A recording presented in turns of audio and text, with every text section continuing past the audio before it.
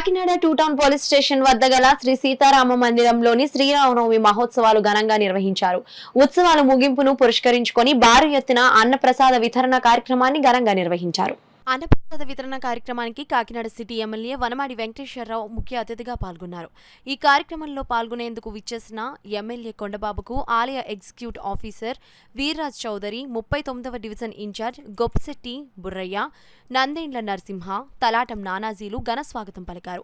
ఆలయంలో ఎమ్మెల్యే వనమాడి కొండబాబు స్వామివారిని దర్శించుకొని పూజలు చేశారు. అనంతరం ఆలయ కమిటీ సభ్యులు అతిథులకు కండువాలు వేసి సత్కరించారు. అనంతరం ఎమ్మెల్యే కొండబాబు అన్నప్రసాద వితరణ కార్యక్రమాన్ని ప్రారంభించారు. ఈ సందర్భంగా డివిజన్ ఇన్ఛార్జ్ గొప్పశెట్టి బుర్రయ్య మాట్లాడుతూ శ్రీరామనవమి ఉత్సవాలు ముగింపును పురస్కరించుకొని భారీ ఎత్తున అన్నప్రసాద వితరణ చేసినట్లు వెల్లడించారు. ఈ కార్యక్రమంలో గొప్పశెట్టి బుర్రయ్య, ఆలయ చైర్మన్ నందేండ్ల నరసింహ, తలాటం నాని, మనోహర్ గుప్తా, పసుపులేటి వెంకటేశ్వరరావు, ఆలయ కమిటీ సభ్యులు, భక్తులు, మహిళలు పాల్గొన్నారు.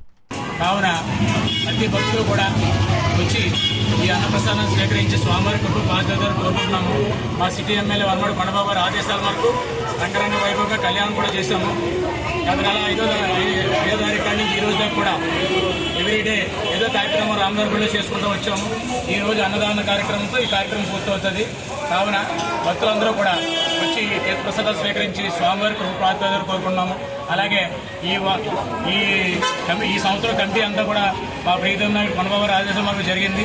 ఈ కార్యక్రమంలో పాల్గొన్న పెద్దలు తలాడు నాని గారు, మా ఈవో గారు, అలాగే మన చైర్మన్ నాదెల్ల నరసింహ గారు, కమిటీ మెంబర్లు అందరూ కూడా, మన ఈవో గారు, మన వీర్రాజ్ చౌదరి గారు అందరూ కూడా పాల్గొని ఈ కార్యక్రమం విజయవంతం సహకరించిన ప్రతి ఒక్కరు కూడా నా ధన్యవాదాలు తెలుపుకుంటూ నేను సెలవు తీసుకుంటాను.